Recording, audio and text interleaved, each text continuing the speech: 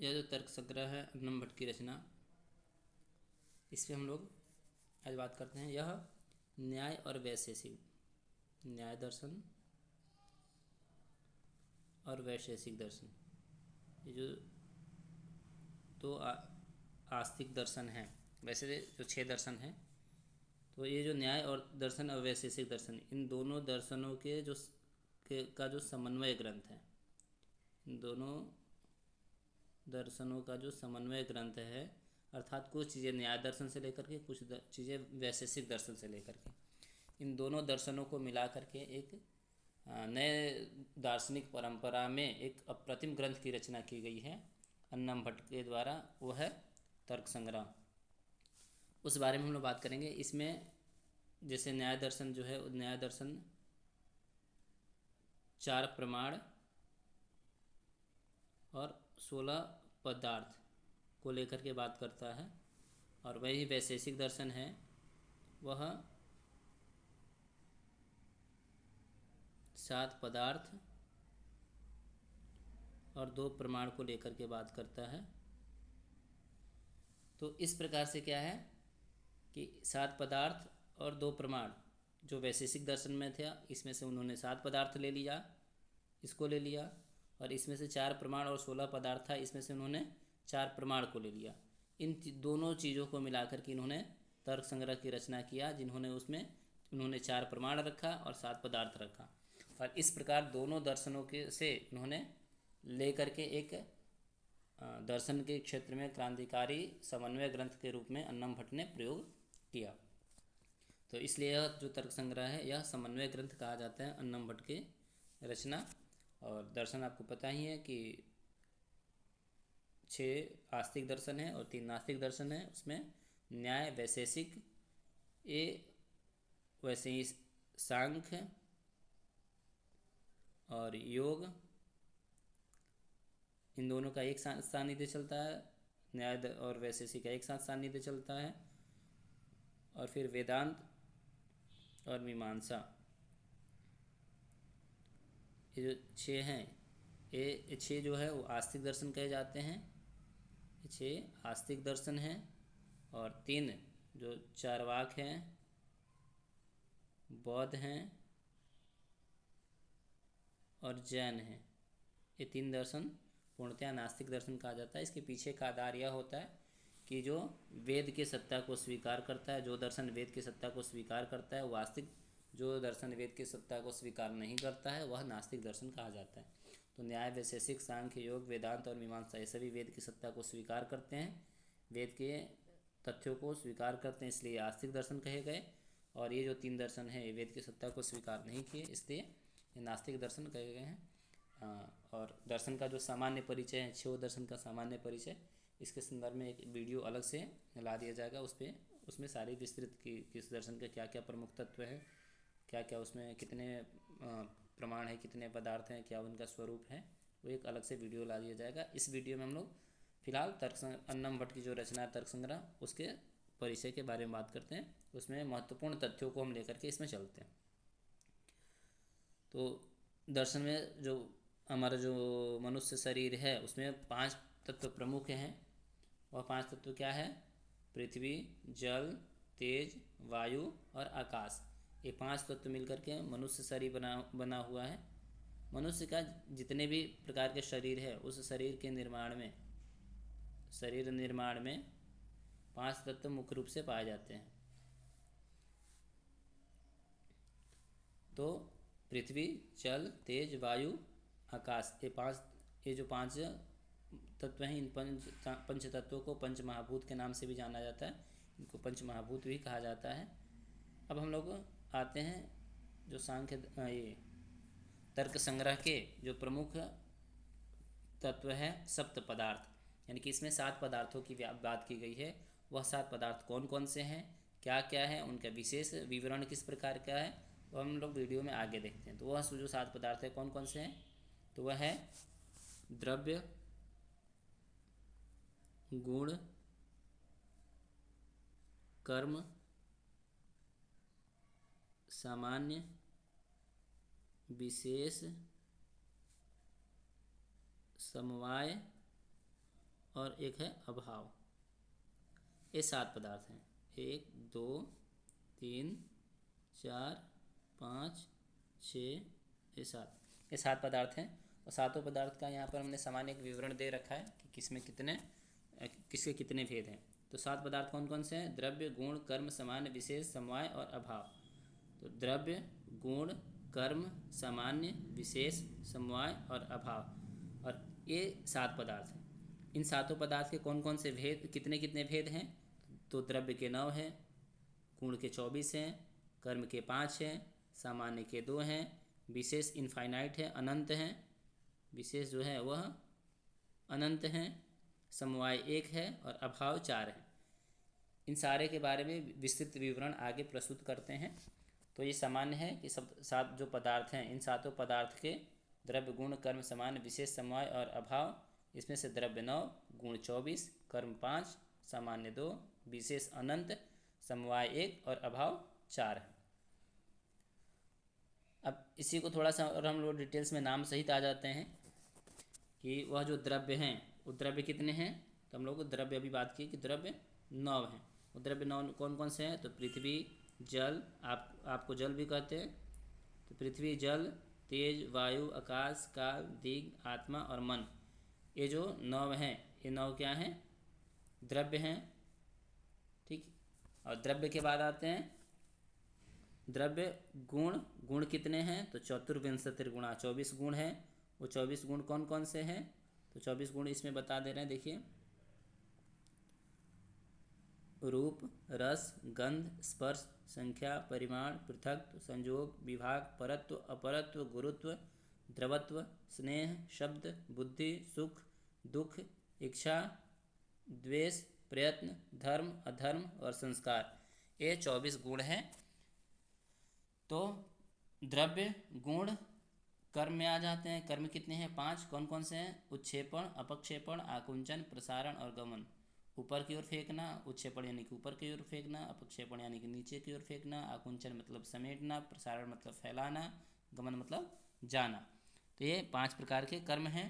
तो द्रव्य 9, गुण 24, कर्म 5, सामान्य 2 प्रकार के होते हैं, पर सामान्य और अपर सामान्य। तो सामान्य के 2 भेद हैं, पर सामान्य और अपर सामान्य।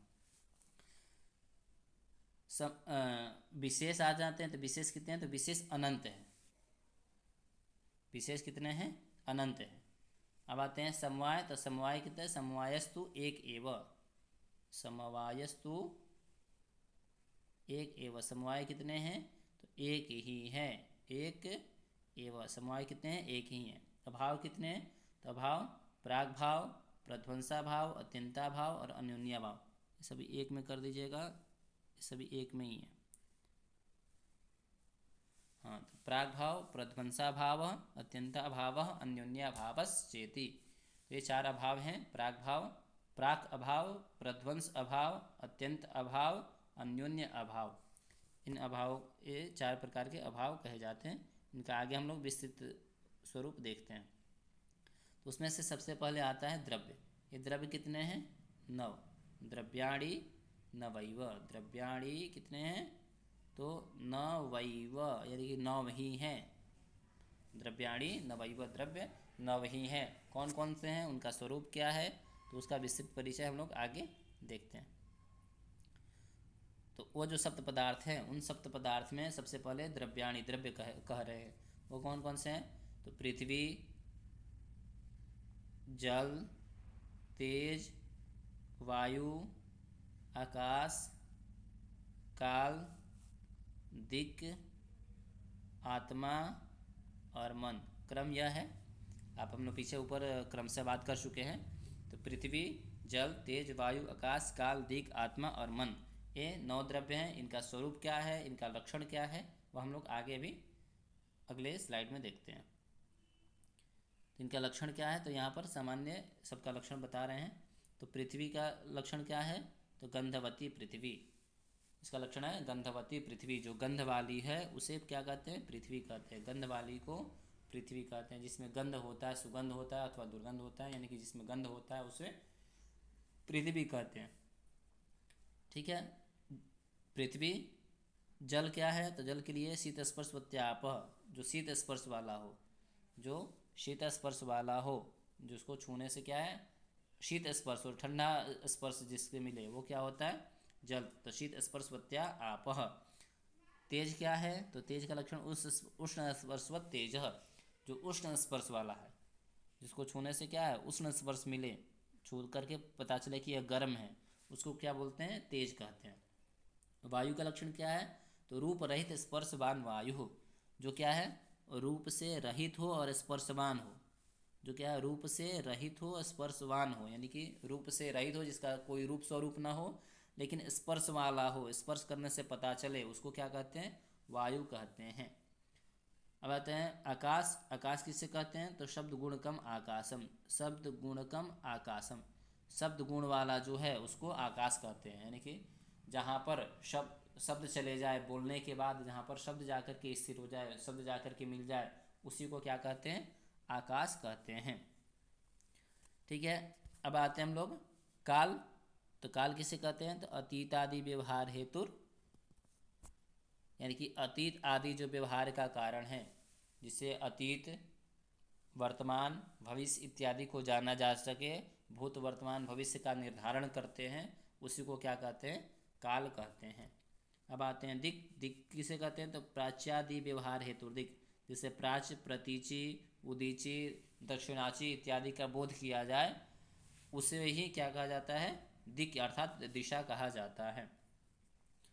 आत्मा, ज्ञानाधिकरण आत्मा, ज्ञान का जो अधिकरण है उसे आत्मा कहा जाता है, यानी कि ज्ञान जहाँ पर स्थिर रहता है, ज्ञान अर्जित करने के बाद, कुछ पढ़ने के बाद, वह ज्ञान जहाँ पर स्थिर रहता है, वह ज्ञान जहाँ पर जा कर के बैठता है, रहता है, निवास करता है, आधार उसका जो है, उसी को क्या कहते हैं?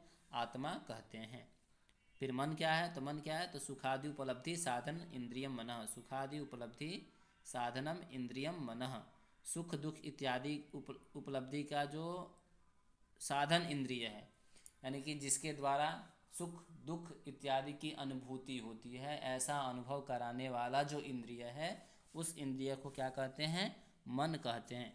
तो बहुत सारे लोगों को दिमाग में यह आएगा कि मन तो इंद्रिय है नहीं, न तो ज्ञान इंद्रिय में आता है, न कर्म इंद्रिय में। तो आपको बता दें कि 5 ज्ञान इंद्रिय हैं। कौन कौन से?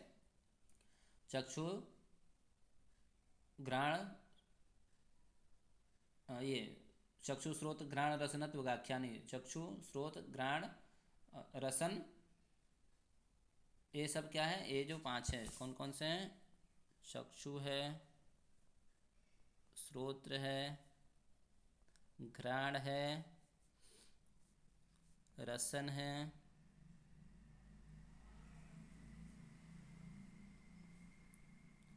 चक्षु हो गया, त्वक है। ये जो 5 हैं, ये 5 ज्ञानेंद्रिय कहे जाते हैं। और 5 कर्मेंद्रिय है। कौन कौन से? वाक, पाणिपाद, पायुपस्थ। वाक, पाणी, वाक, पाणी, पाद, वाक, पाणी, पाद, पायु और उपस्थ, ये 5 कर्मेंद्रिय है। तो 5 ज्ञानेंद्रिय है, 5 कर्मेंद्रिय है, और एक आ जाता है मन। एक ज्ञानेंद्रिय भी है, कर्मेंद्रिय भी है। इसको कहते हैं उभय इंद्रिय। इसको क्या बोलते हैं? उभय इंद्रिय। तो मन जो है वो उभय इंद्रिय में आता है। तो और उभय इंद्रिय का काम क्या है? तो सुख और दुख दोनों की प्रतीति करवाना। तो सुख और दुख दोनों की जो प्रतीति करवाने का कार्य है, उसको कहते हैं मन। यह उभय इंद्रिय है। अब आते हैं हम लोग नेक्स्ट स्लाइड में, उसी लक्षण को लेकर के आगे थोड़ा सा और विस्तृत इसमें कर दिए हैं कि वो जो द्रव्य हैं, उन द्रव्यों में का लक्षण स्वरूप आगे बता रहे हैं कि वो जो पृथ्वी है, पृथ्वी का हमने ऊपर लक्षण किया था गंधवती पृथ्वी। वह जो पृथ्वी है वह गंध वाली है, यानी कि जिसके द्वारा गंध का पता चले, या जो गंधग्राह्य है, जिसमें गंध रहता ही रहता है, उसे ही पृथ्वी कहते हैं। यह पृथ्वी सामान्यतया 2 प्रकार की है। ये जो पृथ्वी है सामान्यतया 2 प्रकार की है। कौन कौन से? तो नित्य और अनित्य। कौन कौन से? नित्य और अनित्य। आगे इसके एक अन्य विभेद करेंगे। तो ये पृथ्वी सामान्यतः दो प्रकार के हैं, नित्य पृथ्वी और अनित्य पृथ्वी। तो जो नित्य है वो परमाणु रूप होती है, नित्य जो है वह परमाणु रूप है, और जो अनित्य है वह कार्य रूप है। तो नित्य और अनित्य ये पृथ्वी के भी हैं, जल के भी हैं, तेज के भी हैं और वायु के भी हैं। तो नित्य और अनित्य ये सब के हैं। तो इसलिए आपको ये ध्यान रखना है कि सामान्यतः जो पृथ्वी जल तेज वायु इत्यादि का जो भेद करते हैं वह दो प्रकार से करते हैं। तो उसका जो पहला प्रकार है उसका जो विभेद करते हैं तो वह नित्य और अनित्य भेद से होता है कि पृथ्वी नित्य भी है और अनित्य भी है। जो नित्य पृथ्वी है वो परमाणु रूप है, परमाणु रूप में है। जो अनित्य रूप है अनित्य पृथ्वी है वो कार्य रूप में है। ठीक है, एक तो ये विभेदीकरण का हो गया। दूसरा इसका विभेदीकरण का जो प्रकार बताते हैं वह क्या है, शरीर इंद्रिय और विषय के भेद से। तो ये जो पृथ्वी है इसका दो प्रकार से भेद हो गया, एक तो नित्य और एक अनित्य, एक तो नित्य और एक अनित्य। तो जो इसमें से जो नित्य है वह परमाणु रूप है, जो अनित्य है वह कार्य रूप है। एक तो ये हो गया। दूसरा इसका भेद जो है शरीर इंद्रिय विषय के भेद से, कि तो इस पृथ्वी का शरीर क्या है, तो पार्थिव शरीरम अस्मदादि नाम, यानी कि हम लोग इत्यादि, हम सभी मनुष्यों के या हम सभी प्राणियों के जो शरीर है वो क्या है, पार्थिव शरीर है। तो पार्थिव शरीर ही क्या है, पृथ्वी की मात्रा इसमें अधिक होती है, इसलिए उसको पार्थिव शरीर कहा जाता है। अभी जब हम लोग वेदांत दर्शन पढ़ेंगे तो उस वेदांत दर्शन में पंचीकरण के सिद्धांत आते हैं। तो उस पंचीकरण में इसी सब का विवरण है कि हमारे शरीर में जो शरीर होता है मुख्यतः उसमें वो 50% उसमें है। जैसे हम लोग का मनुष्य पार्थिव शरीर है तो हमारे शरीर में 50% पृथ्वी है। बाकी के जो चार तत्व हैं, चार पंच महाभूत है ना, तो एक महाभूत आपका 50% है। बाकी के जो चार महाभूत हो गए वो सभी 12.5% होते हैं। ठीक है, तो 12.5 करिएगा तो ये 50 हो जाएंगे और 50 आपका एक। तो जो पार्थिव शरीर है, पार्थिव शरीर में 50% पृथ्वी होती है, बाकी के अन्य जो तत्व है जल तेज वायु और आकाश, ठीक है, ये सभी क्या होते हैं, 12.5% होता है, उसमें मात्रा कम होती है। जो जलीय शरीर है जैसे मछली का शरीर है, तो ये जो मछली का शरीर है तो वो जो मछली के शरीर में क्या होता है, जल की मात्रा 50% होती है, बाकी पृथ्वी तेज वायु और आकाश की मात्रा क्या हो जाती है, 12.5% हो जाती है।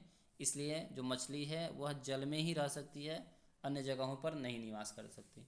हम लोग क्या है कि पृथ्वी पर ही निवास कर सकते हैं, जल इत्यादि में निवास नहीं कर सकते। क्यों? क्योंकि हमारा शरीर पार्थिव शरीर है। वैसे ही क्या, जैसे पक्षी है कोई, ये जो पक्षी है ये क्या है, वायव्य शरीर है, उसमें वायु की मात्रा 50% है, वायु की मात्रा 50% है। बाकी के जो अन्य है वो सभी 12.5% है। इसलिए क्या है कि जो पक्षी इत्यादि है वो टोटली अगर हम पृथ्वी पर रखना चाहें तो उनको परेशानी होगी, वो उड़ सकते हैं क्योंकि उसमें वायु की मात्रा अधिक है। तो इसका तात्पर्य यही है कि जो जिस प्रकार के शरीर होते हैं उसमें वह मात्रा अधिक होती है। वैसे ही कोई तेजस शरीर होता है उसमें तेज की मात्रा अधिक होती है, जो सूर्यलोक इत्यादि में रह सकते हैं। हाँ, तो ये जो शरीर है उसका पार्थिव शरीर, यानी कि हम लोगों का जो शरीर है वो पार्थिव शरीर है, इसमें पृथ्वी की मात्रा अधिक होती है। इसका इंद्रिय क्या है, तो इंद्रिय है किसके द्वारा यह पता करेंगे कि ये पृथ्वी है, तो यह नासिका के द्वारा पता करते हैं, घ्राण इंद्रिय के द्वारा पता करते हैं कि यह क्या है, पृथ्वी है या नहीं है। क्योंकि उसमें इसका लक्षण किया ना, गंधवती पृथ्वी, यानी कि उसमें कोई ना कोई गंध होगा। जैसे बारिश होती है तो बारिश होते ही क्या है, मिट्टी महकने लगती है। क्यों? क्योंकि वह पृथ्वी जो है वो गंध वाली होती है। अब इसका विषय क्या है, तो विषय यहाँ पर शिला पंखा इत्यादि, या पंखा का अर्थ होता है कीचड़। आप मृत पाषाण आदि भी रख सकते हैं। तर्क संग्रह में प्राय मृत पाषाण इत्यादि वही उदाहरण दिया है। मृत पाषाण आदि यानी कि मृत मतलब हो गया मिट्टी, पाषाण मतलब पत्थर, मिट्टी पत्थर इत्यादि जितने हैं ये सभी क्या है, इसके विषय हैं, यानी कि यह यहाँ पाया जाता है। तो पृथ्वी किस रूप में पाई जाती है, या तो मिट्टी के रूप में या पाषाण इत्यादि के रूप में पाई जाती है। दूसरा क्या है, जल का लक्षण। तो जल का लक्षण पीछे हम लोग पढ़ चुके हैं, शीत स्पर्श वत्याप। तो शीत स्पर्श वत्याप जो है, शीत स्पर्श वाली जो है, शीत स्पर्श वाला वह होता है आप, यानी कि जल। यह भी दो प्रकार के हैं, नित्य और अनित्य। जो नित्य है वो परमाणु रूप है, अनित्य जो है वह कार्य रूप में है। और इसका जो शरीर है वो वरुण लोक में रहता है, वरुण लोक यानी कि जल लोक में। और इसीलिए जो मछली है उसमें जल की मात्रा अधिक होती है, और जल की मात्रा अधिक होने के कारण वह तैर सकती है, उसमें निवास कर सकती है। हम लोग जल में निवास अधिक देर तक नहीं कर सकते। इसका पता कैसे चलता है? तो जिह्वा इंद्रिय के द्वारा जो रसन है, तो रसनेन्द्रिय जो है उस रसनेन्द्रिय के द्वारा हम क्या करते हैं, इसका पता करते हैं। तो रसनेन्द्रिय के द्वारा यह पता किया जाता है। ठीक, इसका शरीर, इसका विषय क्या है? तो जल का विषय है सरित समुद्र इत्यादि। सरित समुद्र इत्यादि, सरित मतलब हो गया नदी, और समुद्र मतलब समुद्र, जहाँ जहाँ जल पाए जाते हैं, जल का जो स्रोत है वही इसका विषय है। ठीक है, ये आसानी से आप याद रखा जा सकता है। तेज उष्ण स्पर्शवत्य तेज, यानी कि उष्ण स्पर्श वाला जो है उसको तेज करते हैं, यानी कि जिसके स्पर्श से हमें पता चले, उष्ण गर्मी का पता चले, जिसको छूते ही हमारा हाथ जल इत्यादि जाए, उसको क्या कहते हैं? तेज कहते हैं यार।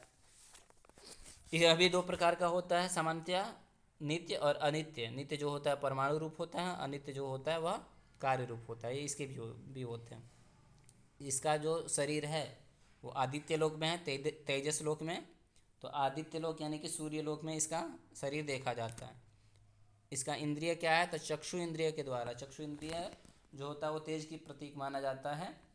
तो चक्षु इंद्रिय के द्वारा इसका ग्रहण किया जाता है, इसलिए इसका इंद्रिय क्या है?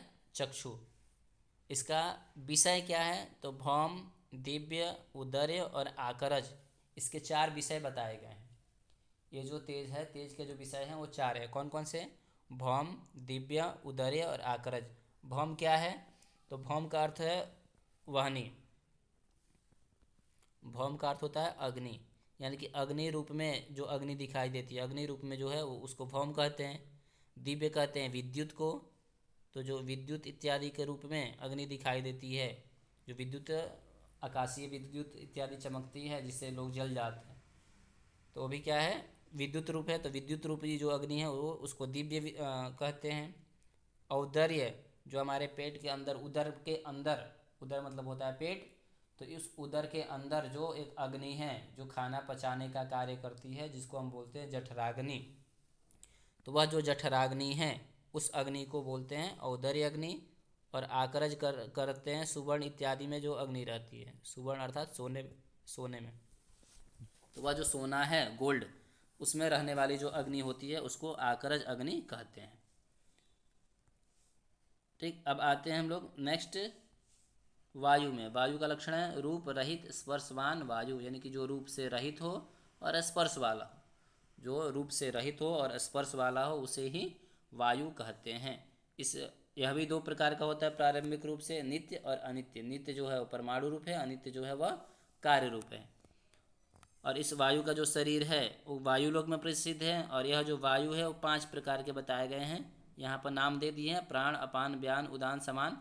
आगे इसके बारे में हम लोग विस्तृत चर्चा करेंगे अगले स्लाइड में। और यह त्वग इंद्रिय के द्वारा पता चलता है, त्वचा के द्वारा हम महसूस करते हैं कि वायु हमें फील हो रहा है, नहीं हो रहा है, वायु चल रही है या नहीं चल रही है, तो ये हमें त्वग इंद्रिय के द्वारा पता चलता है, इसलिए इसका इंद्रिय क्या है? त्वक। और जो वायु का विषय है वह विषय 2 प्रकार के हैं, यानी कि वह विषय वायु 2 जगह आधारित होती है, 2 उनके विषय हैं। क्या क्या? तो वृक्षादि कंपन हेतु और शरीरांत संचारी। वृक्ष इत्यादि के कंपन के द्वारा हमें पता चलता है। जैसे जब वृक्ष इत्यादि का कंपन होता है, वृक्ष हिलते हैं, तो हमें पता चलता है कि वायु चल रही है। और दूसरा शरीरांत संचारी, शरीर के अंतः संचारी, शरीर के अंदर वह संचरित होती है, शरीर के अंदर हमारे धमनियों में रक्त प्रवाह को प्रवाहित करती है, इसलिए वह ध्वनि भी वहाँ पाई जाती है। आगे हम लोग इस बारे में जब वायु का प्रकरण आएगा डिटेल्स, तो फिर वहाँ हम लोग देखेंगे। एक बार फिर से इसका सामान्य देखते हुए हम लोग आगे बढ़ जाते हैं। पृथ्वी का लक्षण क्या है? गंधवती पृथ्वी, जो गंध वाली है उसको पृथ्वी कहते हैं। इसके सामान्य 2 भेद हैं, कौन कौन से? नित्य और अनित्य। नित्य और अनित्य। जो नित्य है वो परमाणु रूप है, जो अनित्य है वह कार्य रूप है। नित्य नित्य पृथ्वी परमाणु रूप है, अनित्य पृथ्वी कार्य रूप है। दूसरे भेद से इसके पुनः तीन भेद हो जाते हैं, शरीर, इंद्रिय और विषय के भेद से। शरीर क्या है हम लोग का? पार्थिव शरीर। इंद्रिय क्या है? नासिका। घ्राण इंद्रिय के द्वारा पता किया जाता है, इसलिए इंद्रिय इसका क्या है? घ्राण। और इसका विषय क्या है? तो विषय मृत है और पाषाण है। मृत है और पाषाण है। पाषाण मतलब पत्थर, मृत मतलब मिट्टी। तो मिट्टी, पत्थर इत्यादि सारे इसके, शिला मतलब ही पत्थर, तो मिट्टी, पत्थर इत्यादि इसके विषय है। दूसरा क्या है? जल। ये सारी चीज़ें हम लोग ऊपर देख चुके हैं। एक बार बस एक नज़र से अनुवर्तन करते हुए तेज़ी से आगे बढ़ जाते हैं। तो जल का लक्षण, जल का लक्षण क्या है? शीत स्पर्श वत्याप। शीत स्पर्श वाला जो है उसे जल कहते हैं। तो वह जो जल है शीत स्पर्श वाला है। इसके भी दो भेद हैं, कौन कौन से? नित्य और अनित्य। तो जो नित्य है वह परमाणु रूप है और जो अनित्य है वह कार्य रूप है। तो नित्य और अनित्य ये दो दो भेद से हैं। इसके अतिरिक्त एक अन्य जो प्रकार से विभेदीकरण करते हैं उसके द्वारा शरीर, इंद्रिय, विषय भेद से। शरीर इसका है जलीय शरीर, जो जल लोक में रहता है। जल लोक यानी कि मगर इत्यादि, जो मगरमच्छ इत्यादि है वह, या मछली इत्यादि है वह, या कछुआ इत्यादि है वह, जो जल में पाया जाता है। और इसका इंद्रिय क्या है? रसन इंद्रिय। रसना इंद्रिय के द्वारा हमें टेस्ट के द्वारा टेस्ट पता चलता है, इसलिए जीवा इसका इंद्रिय है। विषय क्या है? तो विषय सरित, समुद्र आदि। विषय क्या है? सरित, समुद्र इत्यादि, यानी कि जो नदी है, नदी, समुद्र इत्यादि जहाँ पर जल का स्थान है वो सभी क्या है? इसके विषय हैं। वायु का लक्षण देख लेते हैं। वायु किसे कहते हैं? तो रूप रहित स्पर्शवान वायु। जो रूप से रहित हो और स्पर्श वाला हो उसको वायु कहते हैं। जो रूप से रहित हो और स्पर्श वाला हो, जिसका स्वरूप दिखाई न दे लेकिन हमें त्वग इंद्रिय के द्वारा, त्वचा के द्वारा उसमें स्पर्श मिले, उसे ही वायु कहा जाता है।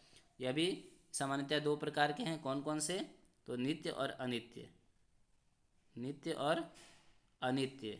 जो नित्य है वो परमाणु रूप है और जो अनित्य है वह कार्य रूप है। नित्य और अनित्य ये दो भेद से हैं। इसके अतिरिक्त जो विभेदीकरण का प्रकार है वो शरीर, इंद्रिय और विषय के भेद से है। शरीर जो है वो वायु लोक में है। शरीर जो है वह वायु लोक में है, जो जैसे पक्षी इत्यादि का शरीर। ठीक है। इंद्रिय जो है वह, इंद्रिय क्या है? वायव्य इंद्रिय के द्वारा पता चलता है, यानी कि त्वचा के द्वारा पता चलता है। तो त्वचा के द्वारा इसको महसूस किया जा सकता है। और इसका विषय क्या है? तो वृक्षादि कंपन हेतु शरीरांतः संचारी। तो वृक्षादि कंपन हेतु, यानी कि वृक्ष इत्यादि जब कंपन होते हैं तब हमें वायु की प्रतीति होती है, तब इसके वायु आधार बनते हैं। और दूसरा क्या है? शरीरांतः संचारी। हमारे शरीर के अंतर्गत वायु के द्वारा धमनियों को संचरित किया जाता है, इसलिए शरीरांतः संचारी है। और वो किस प्रकार से किए जाते हैं, वह वायु के भेद क्या हैं उसको भी यहीं पर हम लोग देख लेते हैं। यह जो वायु है इसके 5 भेद बताए गए हैं, या 5 वायु 5 प्रकार के कहे गए हैं। कौन कौन से? प्राण, अपान, समान,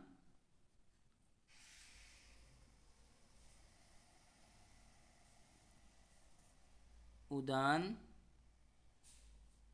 और व्यान। ये 5 है। प्राण, अपान, समान, उदान और व्यान।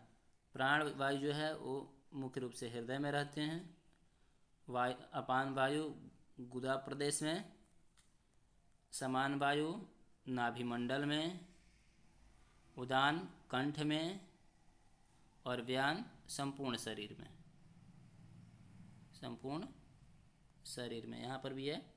तो प्राण वायु जो है वो आपके मस्तिष्क में, क्योंकि ये हृदय रहता है हृदय में, लेकिन हृदय से रक्त को मस्तिष्क तक संचारित करने का काम जो है वो प्राण वायु ही करता है।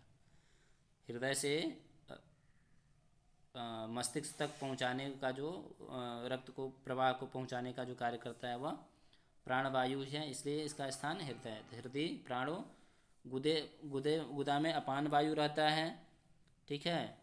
समान वायु नाभिमंडल में रहता है। उदान वायु कंठ प्रदेश में रहता है, कंठ गले के पास जहाँ से आवाज़ निकलती है। और जो व्यान वायु है वो संपूर्ण शरीर में है। इसके लिए एक श्लोक भी है, आप श्लोक के जरिए भी इसको याद कर सकते हैं। इसका है हृदय प्राणो गुदे पानः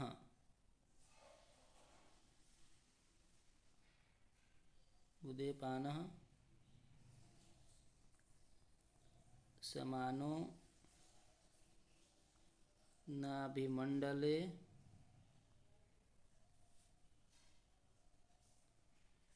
उदानः कंठदेशस्थः कंठदेशस्थो व्यानः सर्व शरीरगः। तो इस प्रकार से आप चाहे तो श्लोक भी याद कर सकते हैं। शॉर्टकट में याद करना है तो यहाँ पर्याप्त है। प्राणवायु हृदय भाग में, अपान वायु गुदा भाग में, समान वायु नाभि मंडल में, उदान वायु कंठ में, और जो व्यान वायु है वो संपूर्ण शरीर में निवास करती है। चलिए, तो ये पांचों वायु का नाम जरूर याद कर लीजिएगा, ये बहुत कारगर है। तेज का लक्षण, तेज किसे कहते हैं? तो उष्ण स्पर्शवत तेज, जो उष्ण स्पर्श वाला है उसे तेज कहते हैं। इसके भी दो भेद हैं, कौन कौन से? नित्य और अनित्य। तो जो नित्य है वो परमाणु रूप में है, जो अनित्य है वो कार्य रूप में है। इसके अतिरिक्त जो दूसरा विभेदीकरण का है शरीर, इंद्रिय और विषय भेद से, जो शरीर है वो तेजस शरीर है, जो आदित्य लोक में रहता है, सूर्य लोक में रहता है, ठीक है। इंद्रिय जो है उसका चक्षु इंद्रिय है, नेत्र के द्वारा, नेत्र ही इसका इंद्रिय है। और इसका विषय है, तो वह जो विषय है, इसके विषय हम लोग पीछे एक बार बात कर चुके हैं। विषय क्या है? चार हैं, भौम, दिव्य, औदर्य और आकरज। जो भौम है वो वाहनी रूप है में है, अग्नि के रूप में, वाहनी का अर्थ होता है अग्नि। तो जो भौम है वो अग्नि के रूप में है, जो दिव्य है वो विद्युत के रूप में है, जो औदर्य यानी कि पेट में रहने वाली जो जठराग्नि है, जो पेट में रहने वाली जठराग्नि है वह क्या है? औदर्य अग्नि कही जाती है। और आकरज जो सुवर्ण यानी कि सोने इत्यादि में, सोने में जो अग्नि रहती है उसको आकरज अग्नि कहते हैं। अब आते हैं हम लोग काल। काल किसे कहते हैं? तो अतीतादि व्यवहार हेतु काल। तो अतीत इत्यादि का जो व्यवहार कराने वाला होता है, अतीत इत्यादि कि अतीत, अनागत, वर्तमान, इस प्रकार के जो वस्तु हैं, जो अतीत है या आने वाला भविष्य यानी कि भूत, वर्तमान और भविष्य, इनका बोध कराने वाला जो है उसको काल कहते हैं। यह काल कितने हैं? तो एक ही है। काल मुख्य रूप से एक है, उसके उपाधि भेद से अलग अलग कहे जाते हैं। जो बीत गया वो भूत, जो वर्तमान में जो चल रहा है वो वर्तमान, जो आगे आने वाला है वो भविष्य। लेकिन वो काल मुख्य रूप से है एक ही काल के नाम से। जो हमारे लिए भविष्य है वो किसी के लिए वर्तमान हो सकता है। इसलिए क्या है कि वो उपाधि भेद से तीन भेद कहे जाते हैं, मुख्यतः वो है एक ही। नित्य है, हमेशा रहने वाला है, सर्वाधार है, सर्वव्यापक है, सदैव रहने वाला है, कभी नष्ट नहीं होने वाला है। ऐसा नहीं है कि काल कभी नष्ट हो जाएगा।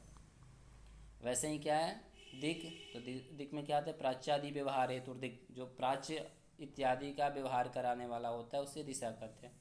तो प्राच्य इत्यादि का मतलब, तो प्राची, प्रतीचि, उदीची, दक्षिणाची या दक्षिणा इत्यादि का बोध, दक्षिण इत्यादि का बोध कराने वाला जो होता है, नहीं दिशाओं का बोध कराने वाला जो व्यवहारवाचक कारण है उसको हम दिक् कहते हैं। वह भी एक ही है, उपाधि भेद से अलग अलग है।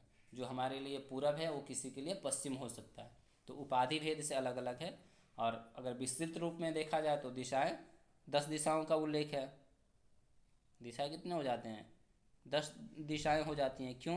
क्योंकि 4 दिशाएं, 4 उनके कोण और एक ऊपर एक नीचे। तो इस प्रकार से क्या 10 दिशाओं का शास्त्रीय उल्लेख तो मिलता है, लेकिन ये क्या है? उपाधि भेद से है। सामान्य रूप से क्या है? दिशाएं एक ही हैं। नेक्स्ट में आते हैं, नेक्स्ट स्लाइड में हम लोग आत्मा मन और आकाश को लेकर के। आत्मा किससे कहते हैं?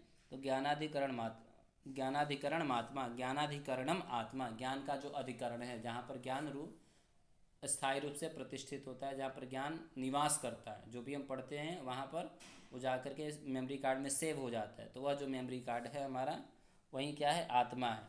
जैसे हम फ़ोटो खींचते हैं, कहीं ना कहीं वो सेव होता है ना, तो वो जो सेव होता है इंटरनल मेमोरी, तो वह मेमोरी है। वैसे ही हमारा ये जो भी कुछ चीज़ पढ़ते हैं तो हमारे दिमाग में जा कर के जो बैठता है, उसी वो भी एक प्रकार का मेमोरी कार्ड है। वो जो मेमोरी कार्ड है उसी को क्या कहते हैं? हम आत्मा कहते हैं। यह आत्मा भी क्या है? नित्य है और ज्ञान का अधिकरण है। वह दो प्रकार का है। कौन कौन से? जीवात्मा, परमात्मा च।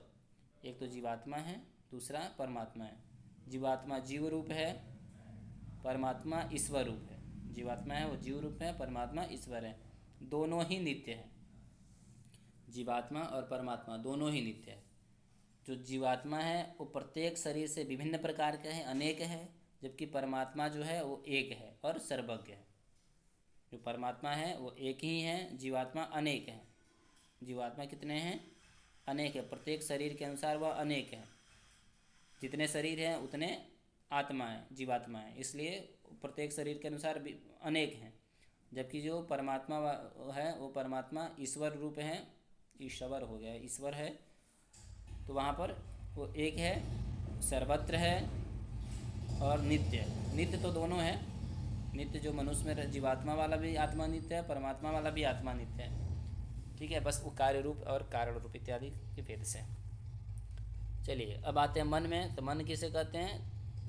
तो मन का लक्षण क्या है? सुखादि उपलब्धि साधनम इंद्रिय मन। सुख दुख इत्यादि उपलब्धि के साधनभूत जो इंद्रिय है, यानी कि सुख और दुख को की प्रतीति कराने वाली जो इंद्रियभूत है, उसी को हम क्या कहते हैं?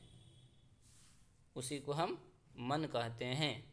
और यह जो मन है वह मन क्या है? तो किस प्रकार से है? तो यह जो सुख दुख इत्यादि की अनुभव कराने का जो वृत्ति है, साधन इंद्रिय है, यानी कि जिन इंद्रिय के द्वारा क्या होता है? सुख और दुख दोनों का बोध किया कराया जाता है, उस इंद्रिय को क्या है? उस इंद्रिय को मन कहते हैं। मन हम लोग पीछे बात एक बार कर भी चुके हैं। यह जो मन होता है वो क्या है? उभय इंद्रिय कहा जाता है। क्यों? क्योंकि ये ज्ञानेंद्रिय में भी आता है और कर्मेंद्रिय में भी आता है। तो क्यों? क्योंकि ऐसा नहीं है कि केवल ज्ञानेंद्रिय है या केवल कर्मेंद्रिय है। ज्ञानेंद्रिय में इसलिए क्योंकि ये ज्ञान का आधायक होता है, इसलिए ज्ञानेंद्रिय कहा जाता है। कर्म का आधायक होता है, इसलिए यह कर्मेंद्रिय कहा जाता है। तो इसलिए क्या है? यह ज्ञानेंद्रिय और कर्मेंद्रिय दोनों के रूप में देखा जाता है।